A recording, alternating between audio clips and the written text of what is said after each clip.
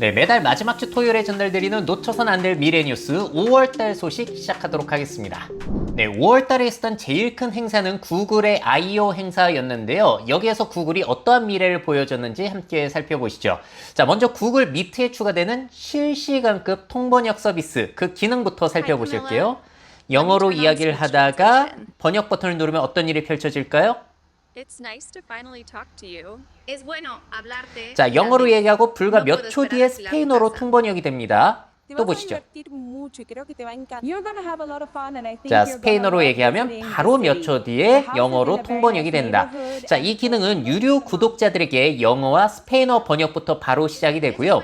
몇 주 안에 더 많은 언어가 추가가 된다고 합니다. 올해 말에는 기업에게도 서비스가 된다고 하는데 앞으로 외국어 못해서 곤란할 상황은 진짜 많이 줄어들 것 같죠.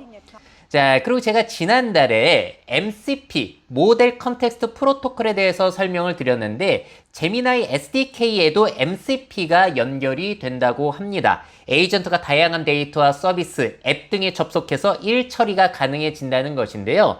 클로드, 챗GPT, 제미나이 모두 MCP를 지원해서 이 프로토콜이 지금 널리 채택되는 분위기예요. 주목할 만할 것 같습니다.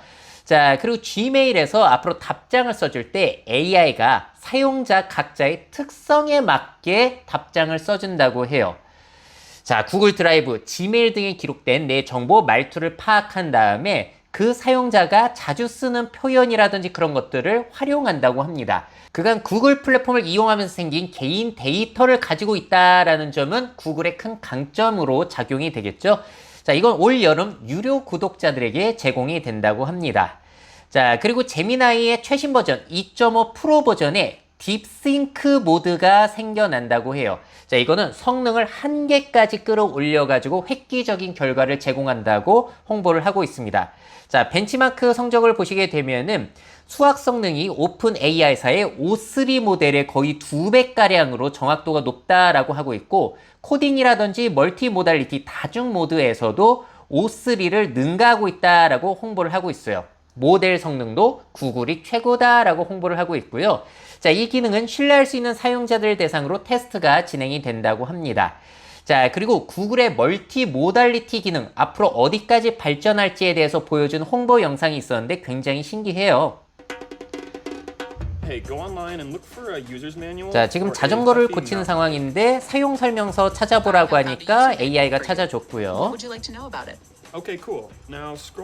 자, 이 부분이 재밌어요. 알아서 AI가 스크롤을 해가면서 사용자가 찾기를 원하는 곳을 찾아줍니다.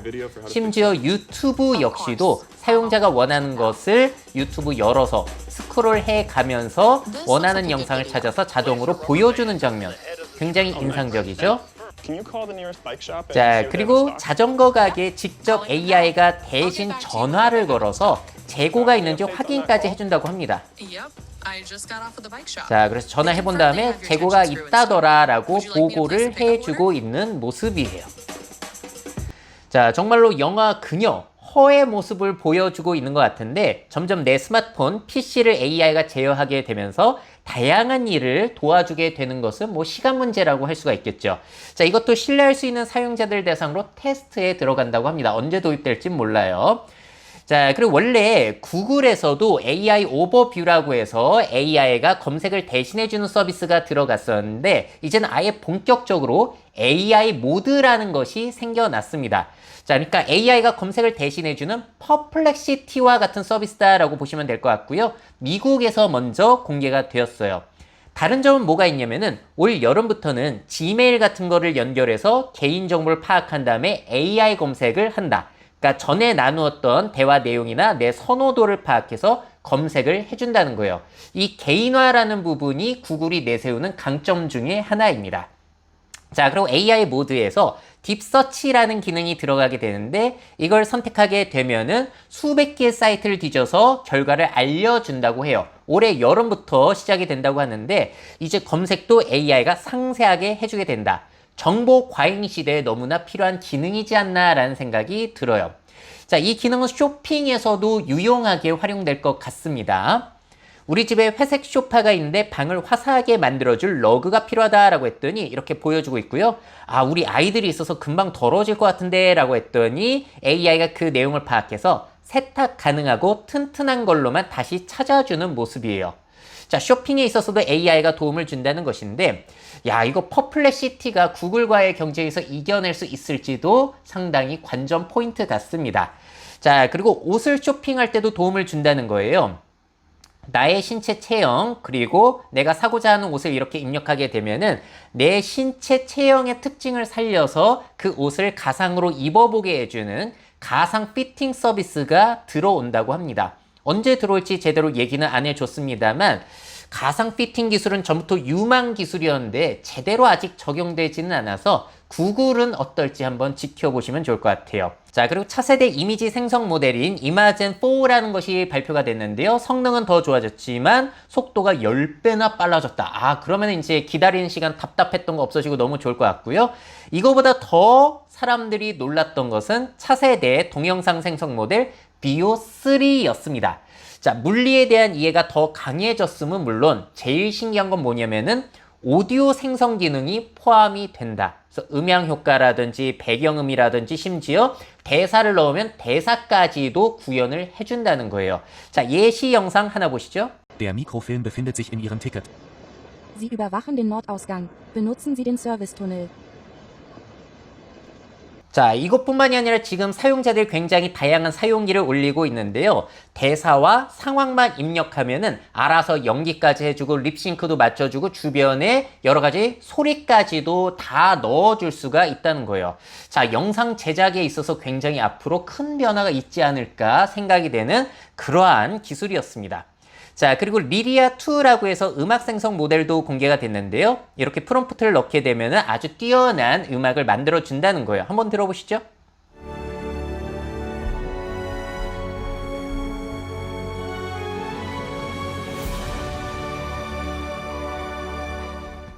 자, 영화 배경으로 쓰면 딱 좋을 것 같은 그런 음악인데, 그럼 아까 보여드린 비오3와 이 음악 생성 모델을 합쳐가지고 어떻게 영상을 만들어낼 수 있는가? 자, 그래서 영상 편집 서비스 플로우라는 것을 공개했고 지금 사용이 가능합니다. 자, 사용 방법 보시게 되면은 이렇습니다. 여러 이미지를 올린 다음에 섞어서 영상을 만드는 것도 기본적으로 가능해요. 자, 그리고 일관성 유지가 굉장히 중요한데 그것도 뛰어나다라고 홍보를 하고 있고요. 뒤에 일어날 일들을 추가하는 것도 쉬워졌습니다. 점프 투 버튼을 누르게 되면은 다른 컷 전환으로 여러분들이 장면을 만들어낼 수가 있으세요. 자, 그래서 텍스트 입력해서 만들어내면은 재생을 해볼 수가 있는데 재생해보다 보니까 뒷부분이 마음에 안 든다. 그러면 처음부터 다시 다 만드는 게 아니라 마음에 드는 곳까지만 이렇게 줄여가지고 익스텐드, 연장 버튼을 누르게 되면은 앞서 만든 영상에 이어가지고 새로운 영상이 재생이 되는 거예요. 쭉 보시죠.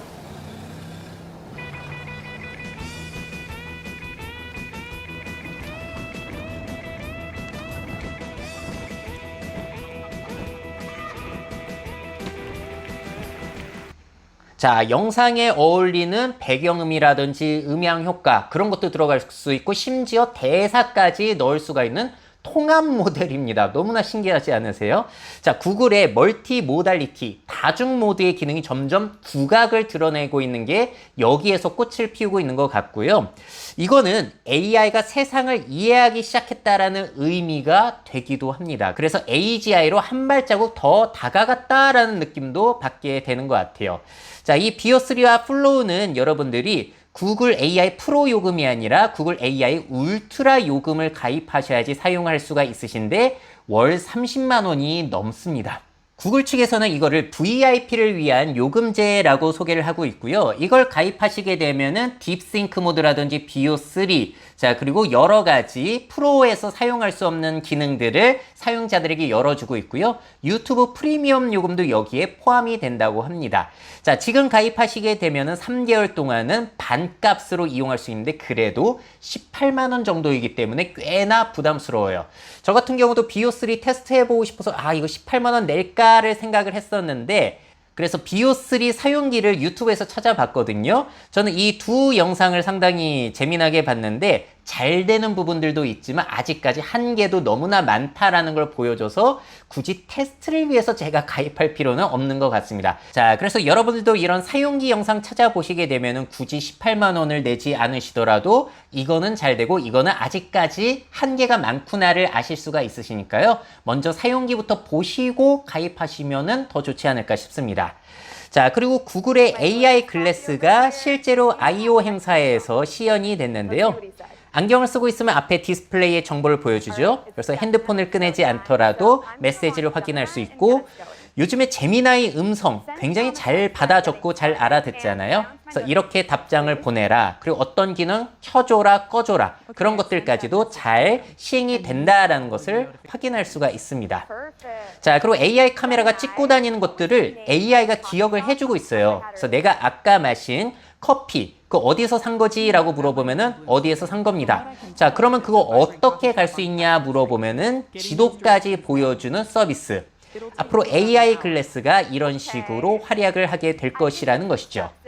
자, 심지어 이 통번역 기능 역시도 AI 글래스에 들어갈 수가 있기 때문에 내가 핸드폰 번역기를 꺼내지 않더라도 내가 나의 말로 얘기하고 상대방은 외국어로 얘기하면 외국어가 나의 언어로 이렇게 디스플레이에 표시가 된다. 그래서 굉장히 다양한 기능을 포함한다라는 것을 보여주고 있습니다.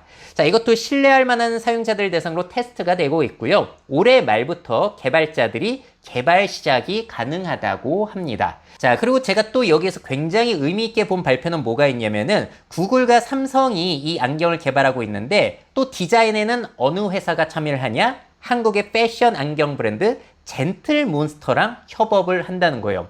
자, 이거는 아재 안경이 아니라 정말 멋진 스마트 글래스를 만들어서 애플, 메타 다 이기겠다, 젊은 사람들까지도 사로잡겠다라는 포부를 밝힌 겁니다. 자, 안경 패션 요소가 너무나 강하기 때문에 이런 스마트 글래스를 만들 때 젠틀몬스터가 최고의 파트너가 될 것이다 라고 저도 주장을 했었는데 구글이 이 젠틀몬스터를 채택을 했습니다. 자, 이렇게 요번 구글 I.O. 행사를 보시게 되면은 굉장히 구글이 이제는 드디어 치고 나가고 있다라는 인상을 저는 받게 되는 것 같은데요.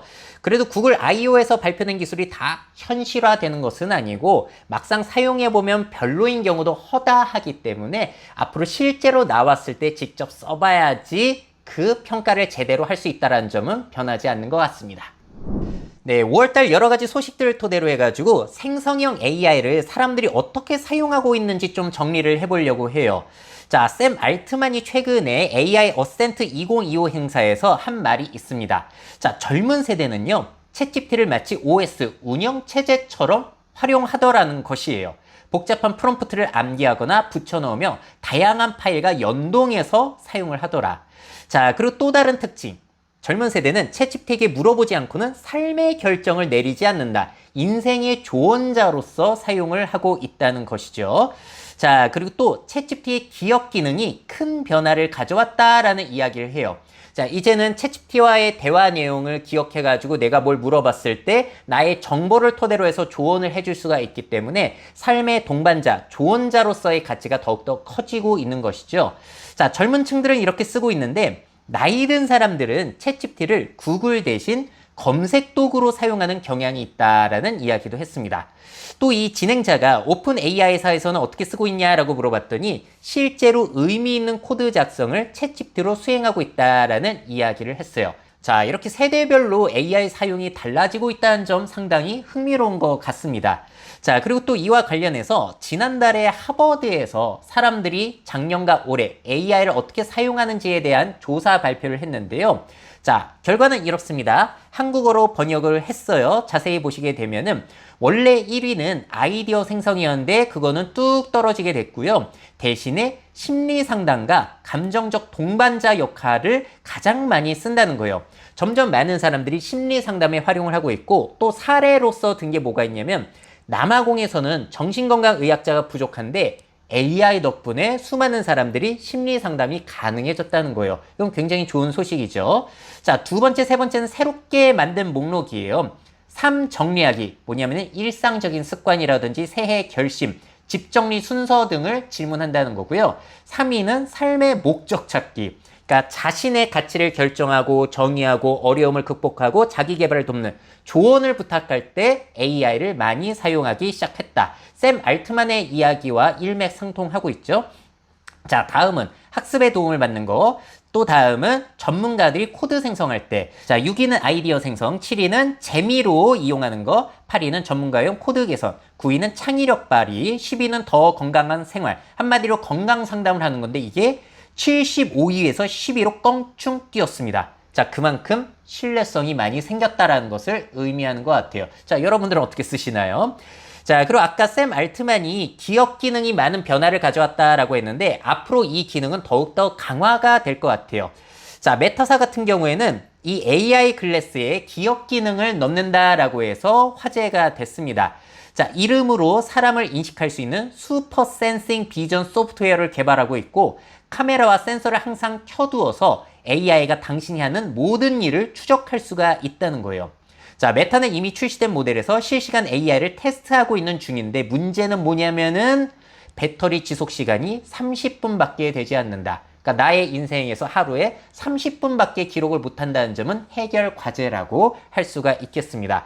자, 그래도 이렇게 뭐든지 기억하게 된다면 어떤 일이 펼쳐질까? 자, 그리고 코드 짜는 데 많은 사람들이 쓰고 있잖아요. 자, 점점 AI 에이전트화가 되어지면서 그 효율성이 증대되고 있는 것 같습니다. 자, 오픈 AI사는 코덱스라고 하는 새로운 코딩 에이전트 서비스를 이번 달에 내놓았어요. 소프트웨어 엔지니어링에 특화된 O3 기반의 코덱스 1으로 작동이 되고, 그리고 제일 큰 특징은 뭐가 있냐면 여러 작업을 병렬로 수행할 수가 있다. 하나 시키고 기다리고 하나 시키고 기다리고, 그게 아니라 여러 가지를 던져놓고 나중에 결과만 확인하는 겁니다. 자, 이거는 챗GPT 프로, 팀, 엔터프라이즈 사용자 대상으로 먼저 출시가 된다고 해요. 자, 그래서 아까 말씀드린 것처럼 여러 일을 다 던져 놓은 다음에 나중에 이제 그 결과물만 확인하면 되는 거니까 굉장히 효율성이 높아질 수가 있겠죠. 근데 이 코덱스뿐만이 아니라 마이크로소프트의 GitHub 코파일럿 그리고 구글 줄스 역시도 이렇게 병렬 처리로 일을 맡겨 놓는 게 다 기능으로 들어갔기 때문에 앞으로 이 방식이 대세로 자리를 잡을 수 있을 것 같습니다. 자, 근데 이렇게 되면은 효율성이 늘어나는 건 맞는데요. 대신에 그러면은 개발자들을 많이 뽑지는 않을 수도 있다. 최근 블룸버그 같은 경우에는 마이크로소프트가 개발자 중심으로 대규모 해고를 단행했다라는 기사를 내보냈는데요. 자, 마이크로소프트 본사가 있는 워싱턴주에서 2,000명가량의 대량 해고가 있었다고 합니다. 2,000명. 근데 그 중에서 무려 40%가 소프트웨어 엔지니어링 부문이었다는 거예요.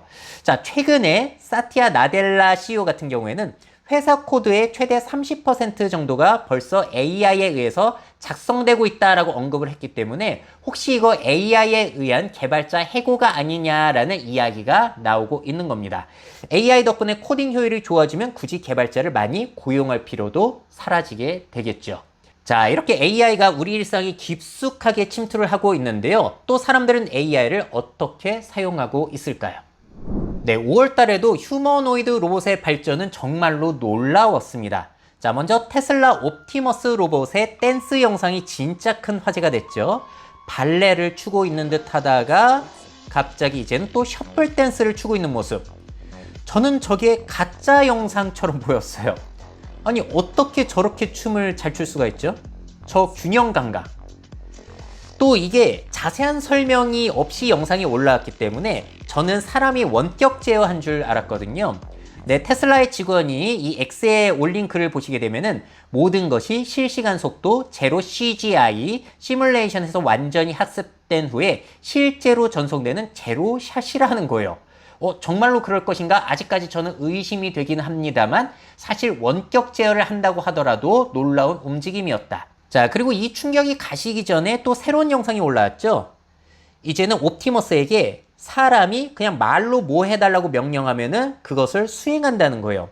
물론 아직 1.5배속, 2배속이기는 합니다만 청소 도구를 집어들어서 테이블 청소해라 라고 하면은 알아서 하고, 스푼을 주걱을 들어가지고 냄비 안을 휘저어라 라고 하면은 알아서 그것을 수행하는 거예요. 사람이 아주 정교하게 지시를 하지 않더라도 자연어로 이렇게 되는 것이고, 이게 단일 신경망으로 작동이 되고요. 더욱 놀라운 점은 뭐냐면은 사람이 하는 동작 비디오를 보고 따라하는 방식이라고 합니다. 보고 배우는 거예요. 그러니까 앞으로 로봇 학습이 굉장히 빨라질 수 있는 돌파구라고 홍보를 하고 있습니다. 놀랍죠? 자, 그리고 또 중국에서도 놀라운 소식이 있었죠. 세계 첫 번째 로봇 격투기 대회가 개최가 됐다. 자, 영상 보시게 되면은 저렇게 사람이 뒤에서 조정을 하고 있고요. 물론 어설프기는 해요. 근데 심판이 말리고 이렇게 뜯어서 멀리 뛰어놓더라도 균형이 유지가 되고, 발차기를 하고 쓰러질 줄 알았는데 균형 잡는 모습, 이거 너무 놀랍죠. 사람은 이제 펀치, 킥 이런 거 누르게 되면은 이렇게 동작을 수행하는 거고요. 지금 이렇게 뭐 좀 어설프게 다운이 됐는데 카운트다운 하다가 쭉 일어나는 모습, 정말 빠릅니다. 자, 그리고 발차기 하다가 뒤에 로프에 자기가 스스로 걸리는데 이거는 못 빠져나오니까 심판이 이렇게 꺼내주는 모습까지. 어설프기는 하지만 너무나 이 정도로도 놀랍다. 자, 여기에는 유니트리사의 G1 로봇을 활용을 한 거고요. 비전문가 인플루언서 4명이 조정을 한 거예요. 엔지니어나 그런 사람들이 아니라. 자, 조정은 동작 제어와 스마트 의사결정 등 여러 가지 알고리즘 모델을 통합했다고 하고요. 조종사가 훅, 킥 등 지시를 내리게 되면 로봇이 신속하게 상대를 찾아서 공격한다. 그러니까 반자동이라고 할 수 있을 것 같아요. 대결 중에 상대 찾기, 그리고 동작 실행 등의 밀리초급 지연이 발생이 되는데, 아무래도 격투기 상황은 진짜 순간적인 동작이 중요한데 거기까지는 이 속도가 미치지를 못하더라. 그래서 어설픈 모습도 많이 나왔던 것 같습니다. 자, 근데 앞으로 로봇한테 맞으면 굉장히 아플 것 같죠? 근데 실제로 그와 비슷한 일이 펼쳐졌어요. 중국의 한 연구소인데 갑자기 사람이 로봇을 실행시켰더니 로봇이 미쳐 날뜁니다. 오, 저기 맞으면 진짜 아프겠죠? 자, 중국 유니트리사의 H1 로봇 같은데요. 이게 왜 이런 일이 일어났는지에 대해서는 자세히 알려진 바가 없습니다만, 앞으로 우리 일상생활에 휴머노이드 로봇이 들어오게 된다면은 이런 사태가 일어날지도 모르겠다. 살짝 무서운 부분이었어요. 자, 그래도 또 이런 식으로도 활용을 할 수가 있다. 지난 5월 6일 중국의 배달업체 어러머에서 홍보 옷을 입은 휴머노이드 로봇 6대가 행사를 홍보하는 모습. 그래서 사회 곳곳에서 이렇게 활용이 되는데, 일단 이목을 집중시키는 데는 아주 기가 막힌 효과를 낼 수 있을 것 같습니다. 자, 휴머노이드 로봇이 정말 실생활에서 유용하게 활약하는 거는 언제가 될까요? 점점 빨라지고 있는 것 같죠? 네, 일론 머스크가 주최한 세계 최대 상금이 걸린 탄소 포집 기술 대회에서 1등이 나왔습니다. 자, 이 대회는 2021년에 시작해서 4년에 걸쳐가지고 심사를 했는데요. 2025년 지구 주간에 마무리가 됐어요. 사실 4월 말에 이게 발표가 났는데 조금 늦었지만 중요한 소식이라서 전달드립니다. 자, 1등 업체는 어디냐면은 마티 카본이라는 업체가 1등을 차지했어요. 자, 어떤 기술이길래 1등을 먹었을까? 화산암인 현무암을 잘게 부숴가지고 가루로 만들고요. 그것을 소규모 농가에 무료로 공급해서 농지에 그 가루를 뿌리게 했습니다. 자, 그럼 어떤 효과가 있는가? 자, 비가 내리면서 이산화탄소가 섞여가지고 땅에 떨어지게 되는데, 그게 현무암 가루와 화학 반응을 일으켜서 탄산염으로 굳어버린다는 거예요. 그래서 그렇게 굳은 탄산염을 흙 속에 영구 저장해서 CO2를 제거하는 방식입니다.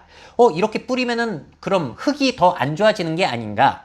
농지의 토양은 현무암 속의 영양소 덕분에 더욱더 비옥해진다고 해요. 자, 짤막한 영상도 있어요. 이렇게 현무암 가루를 농지에 뿌리게 되면은 이제 CO2도 저장하지만 농지도 저렇게 비옥해진다라고 홍보를 하고 있습니다.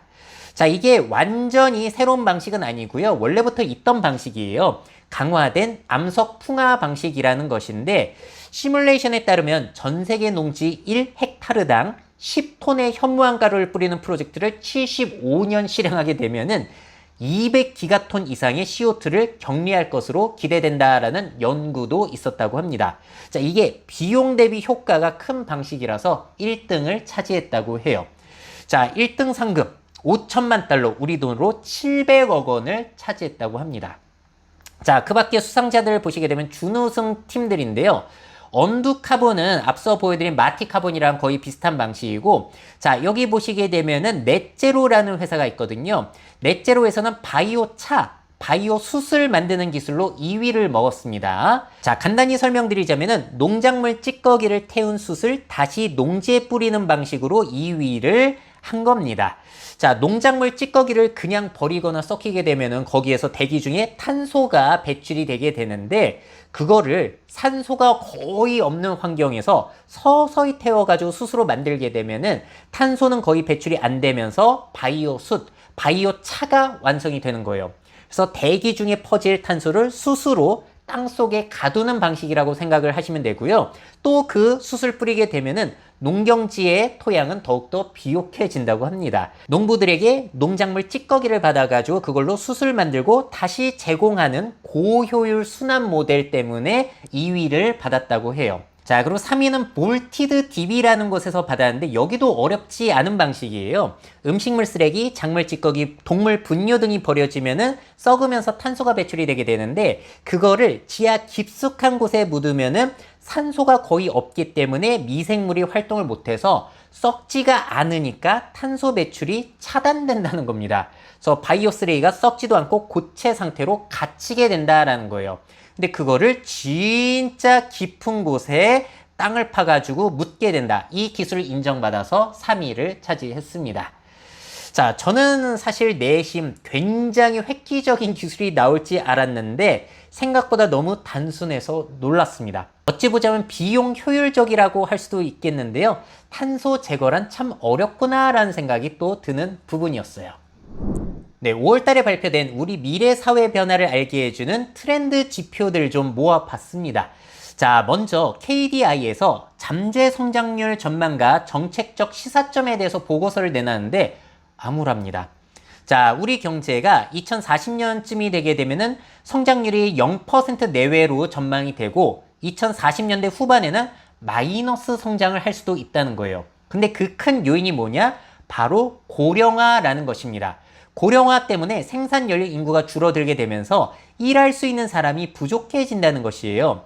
50대 같은 경우에는 경제활동 참여율이 80%가량이 되는데 60대 이상이 되게 되면 50%를 하회하게 되잖아요. 그래서 고령 사회일수록 일 안 하는 사람이 늘어나기 때문에 경제가 성장하기 어려울 것이라는 이야기를 담고 있는 겁니다. 자, 그래서 KDI에서는 어떤 제언을 하고 있는가? 2040년대 후반에 역성장이 예상이 되고 경제 구조 개혁이 지체될 경우 역성장 시점이 2040년대 초반으로까지 빨라질 수 있다. 그래서 혁신 기업이 새로운 시장을 개척할 수 있는 여건을 마련해야 되고 인적 자원을 유연하게 효율적으로 재분배할 수 있는 여건을 조성해야 된다. 자, KDI는요, 연공 서열로 경직된 임금 체계, 그리고 노동시간 규제 등을 완화해야 된다라는 이야기를 하고 있어요. 제 의견은 아닙니다. 자, 그리고 일과 가정의 양립, 퇴직 후 재고용 등 근로기간을 연장하고 외국인 노동자를 수용해야 된다라는 내용이 담겨져 있어요. 우리 고령화는 진짜 무서운 문제라고 저도 생각이 들고요. 자, 그리고 앞으로 우리나라 생산 가능 인구가 얼마나 줄어들지는 이 기사를 보고도 알 수가 있어요. 어린이 비율이 일본을 제치고 세계 꼴찌가 될 것이다. 일본 총무성이 UN 세계 인구 추계를 정리한 자료이거든요. 보시게 되면은 우리나라가 다른 나라들보다도 유소년 인구 비율이 이렇게 적다. 그래서 앞으로 생산 가능 인구 부족 현상이 제일 심한 나라가 되는 게 우리나라가 될 가능성이 너무나 높은 것이죠. 자, 그러면 또 지금의 젊은 층들이 또 일에 보람을 느끼고 열심히 일할 수 있는 여건이 되면 좋을 텐데, 보시면은 신입사원의 60%가량은 평균 1에서 3년 내에 퇴사한다라는 인크루트 조사도 있었습니다. 자, 이것도 심각한 문제라고 할 수 있는데, 또 이것도 보세요. 요즘 젊은 세대들 같은 경우에는 승진을 꺼리는 분위기도 나타난다는 거예요. 자, 조사를 해봤더니 향후 리더 역할을 맡지 않을 때 불안하지 않다가 응답이 거의 절반가량, 불안하다보다 2배 이상 많다는 거고요. 리더를 맡을 의향이 있다는 의견이 전체 응답의 36.7, 의향이 없다는 32.5, 거의 차이가 없다. 그럼 리더가 왜 되기 싫은가? 팀 조직 성과를 책임지는 게 부담스럽다. 실제 업무량이 더 많아질 것 같다. 뭐 이런 것들로 꼽고 있다는 거예요. 승진과 일에 대한 욕심도 예전 같지가 않다. 그러니까 확실한 보상 체계가 필요하고 조직 문화에 대해서도 기업에서는 고민을 꼭 해봐야 되는 그런 시기라고 생각이 됩니다. 그렇지 않으면 우리 미래는 더 암울할 것 같아요. 자, 자, 그리고 이 와중에 AI가 기존의 일자리를 대체하고 있는 현상들이 펼쳐지고 있는데요. 국제노동기구가 발행한 생성형 AI와 직업 보고서를 보시게 되면은 흥미로운 내용이 또 나오게 됩니다. 자, 아래쪽에 그라디언트 1부터 4가 있는데 숫자가 높을수록 AI로 자동화될 가능성이 높은 일이에요. 좀 자세하게 이 수치를 보시게 되면은 이거를 남녀 그리고 소득별로 나눠놨거든요. 근데 여성이 남성보다도 지금 보시게 되면 주황색과 빨간색 3, 4 비율이 2배 이상 높은 것들을 여러분들이 볼 수가 있습니다. 그리고 저임금보다는 고임금 직업이 대체될 가능성이 높다라는 내용이 보고서에서 나오고 있어요. 아무래도 사무직이 자동화되고 있다 보니까 이런 현상이 나타나고 있는 것 같고, 다만 남성들의 경우에는 육체 노동을 하는 비율이 높다 보니까 생성형 AI에 의한 영향은 여성보다는 덜 받게 된다라는 게 보고서의 내용입니다. 자, AI의 발달이 남성과 여성의 직업에 미치는 영향이 다를 수 있다는 부분은 우리가 꼭 주시를 해야 되는 부분이 아닐까 싶어요. 자, 그리고 마지막으로 살펴볼 지표는 뭐냐면은 UN 개발계획이 발표한 2025년 인간 개발 보고서입니다. 올해 주제는 선택의 문제, AI 시대의 사랑과 가능성이라는 주제였는데요. 일단 이 보고서에서 사람들이 많이 주목을 하고 있는 것은 휴먼 디벨롭먼트 인디시스, 인간 개발 지수라는 것이고요. 이게 수명, 교육, 그리고 1인당 국민소득 등으로 삶의 질을 평가하는 거예요. 보시면 1위는 아이슬란드, 2위는 노르웨이, 이렇게 복지 천국들에서 높은 점수를 받고 있고요. 우리나라 같은 경우에는 20위를 차지를 했습니다. 전년도보다 한 단계 하락이 됐고 2012년 12위였다가 하락해서 지금 20위층에서 등락을 거듭하고 있어요. 그런데 이 순위보다도 중요한 내용이 보고서에 담겨 있더라고요. 팬데믹 이후로 전 세계 인간 개발 지수가 회복되지 못하고 있다고 합니다. 자, 원래는 2030년대까지 HDI, 인간 개발 지수가 매우 높아질 줄 알았는데 2020년 이후로 둔화가 되었고 2024년은 지난 35년 중에서 상승폭이 제일 낮았다고 합니다. 세계적으로 뭐가 안 좋아요, 지금. 그리고 낮은 인간 개발 지수 국가들과의 격차가 다시 벌어지기 시작했다. 저개발국가, 선진국 간의 격차도 줄어들고 있었는데 2020년 이후로 오히려 벌어지고 있다고 해요. AI, 자동화, 무역 불균형 등으로 제조업 기반의 전통적 개발 경로가 좁아지는 상황이 펼쳐지고 있다는 것이죠. 제조업으로 막 이제 성장을 해야 되는데 그 사다리가 끊어지게 된 거예요. 자, 그리고 여성은 남성보다 AI 활용도가 낮더라. 같은 교육 수준에서도 덜 쓰더라 라고 하는 부분들에 주목을 하고 있고, AI가 그래서 인간 대체 도구가 아닌 인간의 역량을 보완, 증진하는 방향으로 가야 한다라는 제언을 하고 있습니다. 자, 5월 달에 나타난 지표들을 보시게 되면 굉장히 부정적인 지표들이 많이 보이거든요. 자, 이런 것들을 앞으로 어떻게 극복할 수 있을까? 이게 바로 우리의 미래를 결정짓게 하는 중요 요소가 아닐까 싶습니다. 자, 이렇게 5월 달에 있었던 미래 트렌드 뉴스들을 모아봤고요. 저는 또 6월 마지막 주 토요일에 주요 뉴스들 정리해서 찾아뵙도록 하겠습니다. 미래 사회 변화를 업데이트하고 싶으신 기업 및 기관, 그 밖에 미래 트렌드 교육이 필요하신 분들은 myf21 네이버닷컴 이메일로 연락주세요.